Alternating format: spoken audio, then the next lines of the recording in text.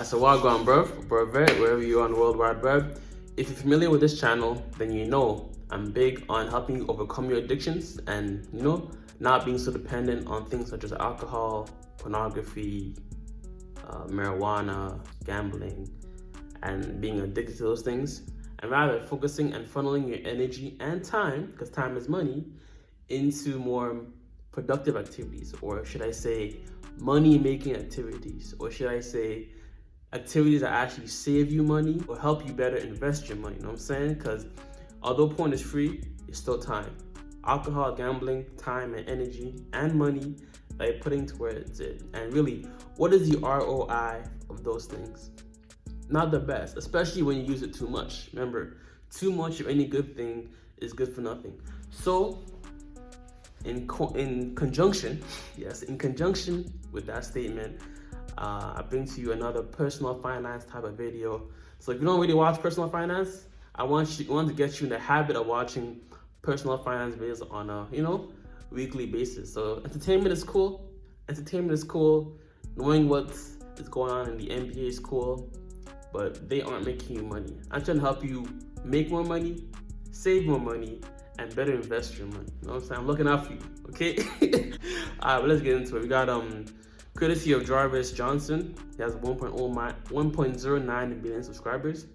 One personal finance tip they don't teach you in school. All of them. They don't teach you anything in school. The only thing they say is get a credit card to build your credit.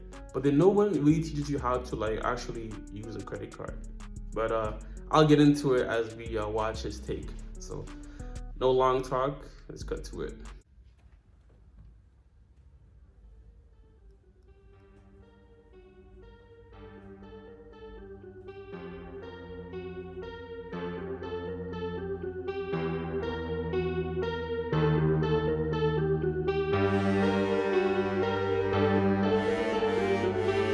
So, can I leave now? I've made 2 videos in a row.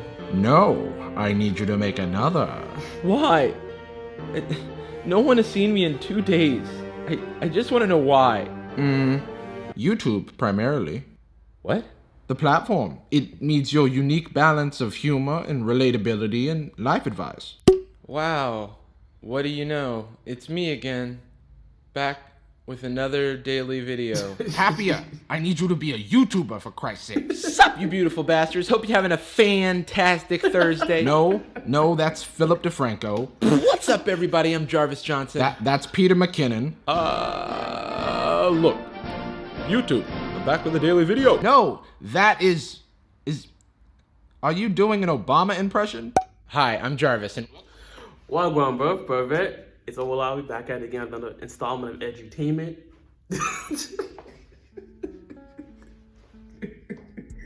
That was pretty good. I'm not gonna lie, that was pretty good.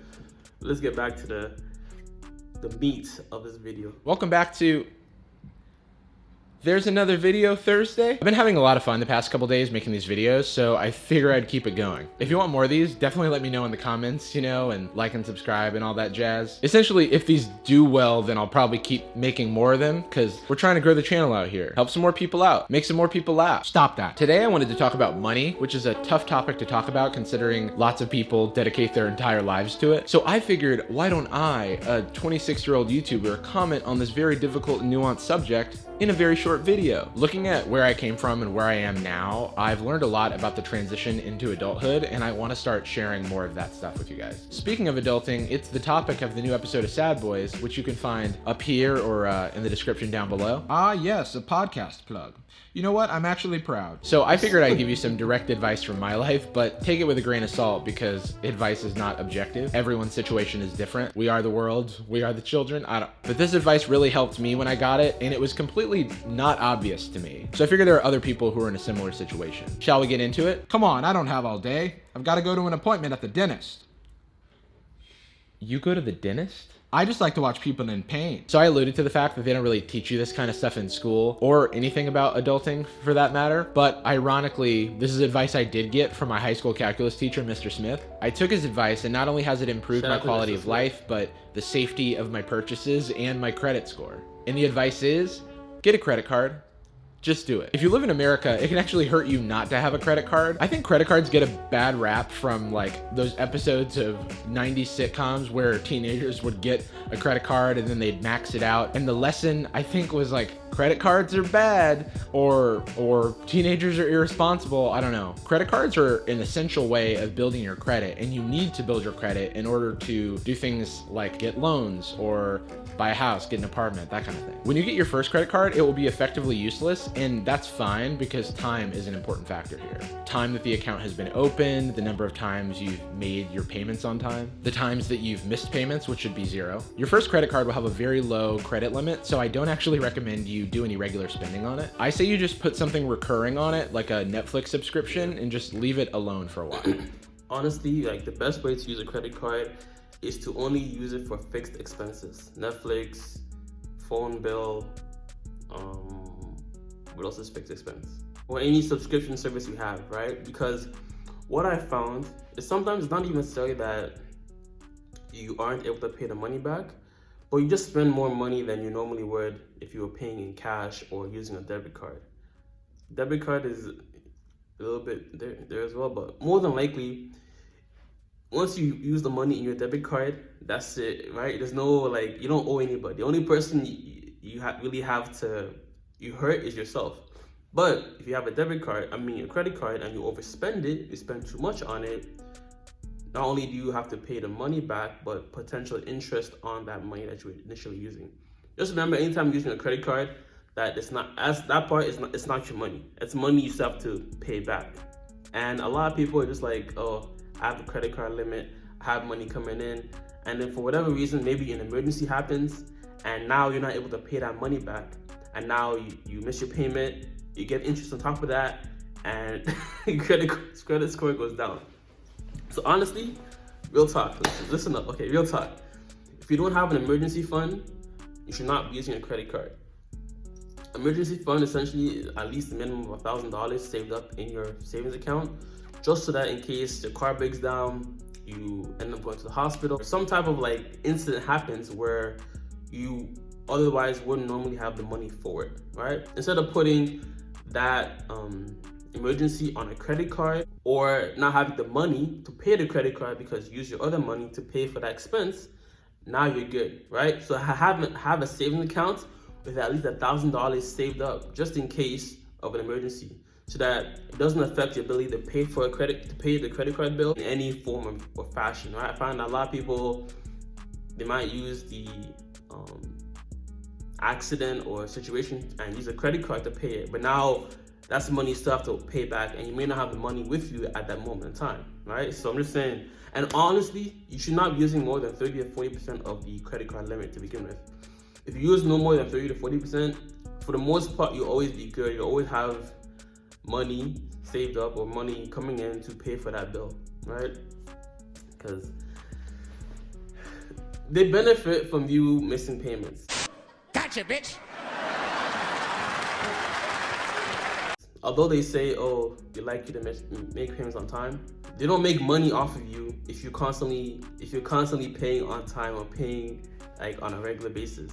So for a while. Ideally, you only want to be utilizing 1 to 5% of your overall credit limit at any given time. So if you have a credit limit of like $1,000 and you put a $10 Netflix subscription on it, that's a 1% credit utilization, and that's basically enough to grow your credit score considerably over time. So keep that in mind. Also, you've got to pay off your credit card correctly. The scary parts of credit cards happen when you don't pay off your full balance every month and you carry a balance. So make sure you pay it all off every single month. There's this thing called minimum balance due, which is going to be a smaller amount than your full balance, but it's a total scam to get you to pay interest. Instead, if you're paying it off every month and using your credit card like a debit card, then you're able to reap all of the benefits that credit cards give you. Yeah, what are those benefits exactly? So I think security is one of the most important ones, and no one's talking about that. Debit cards, unlike credit cards, are direct lines to your checking account. If you were using those all the time, you'd be exposing yourself to fraud and card skimmers that like steal your data. And if your information did ever get compromised, it's like pulling teeth to get that resolved with debit cards and banks specifically. Like my debit card information got stolen when I was in college. Oh, that's funny. And I had to file a police report to get it resolved. If that had been a credit card, I would just like dispute the charge online and get a new card, and it would take no time and minimal inconvenience. What I'm saying is the layer of abstraction provided by credit cards makes them, I think, one of the safest ways of making a purchase. But like I was saying earlier, it's gonna take some time to build up your credit limit such that you can actually make all of your If you don't have a credit card or you don't want to pay with credit cards, definitely use PayPal during your online transactions. And I think it's possible you can also get like a separate debit card for a checking account, which is only for that, like, let's say online expenses or whatever it is, right? So that's something to think about. But like PayPal, anytime you can pay online through PayPal, that's definitely the way to go. And I guess, yeah, 30 to 40% is still pushing a lot, but like, just remember, like, it may not seem a lot now if you carry over maybe an extra 300, but let's say you ended up, I don't know, spending $1,000 that year, or yeah, that month, and then 19% interest. It starts to add up substantially.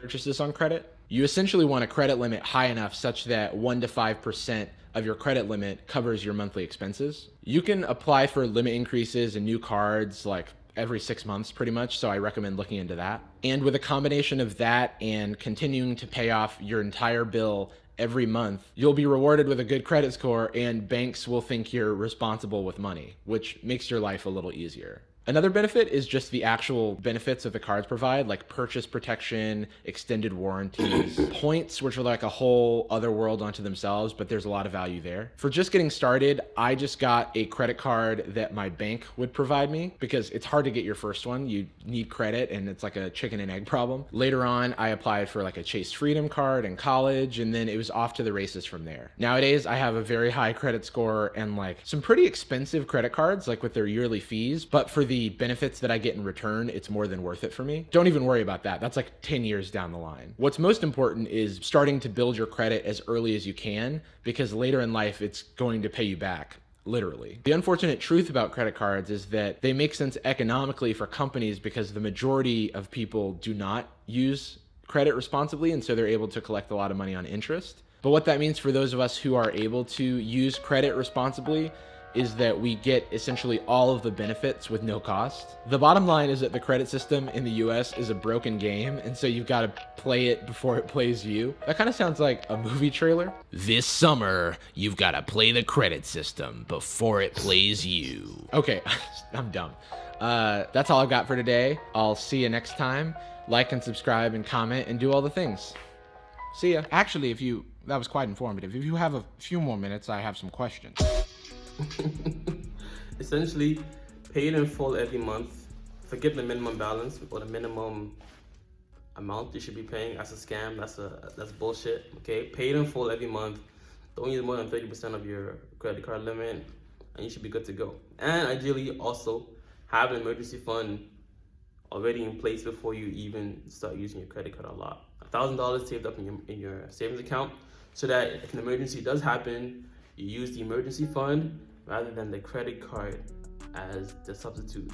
So that, because like emergency fund is expenses you wouldn't normally be able to pay for, right? So if you don't have the money yet, you don't know when you'll be able to pay that credit card bill that you just used for your emergency fund. You know what I'm saying? So that is something to think about. But yo, God bless, much love, peace, and joy. Namaste.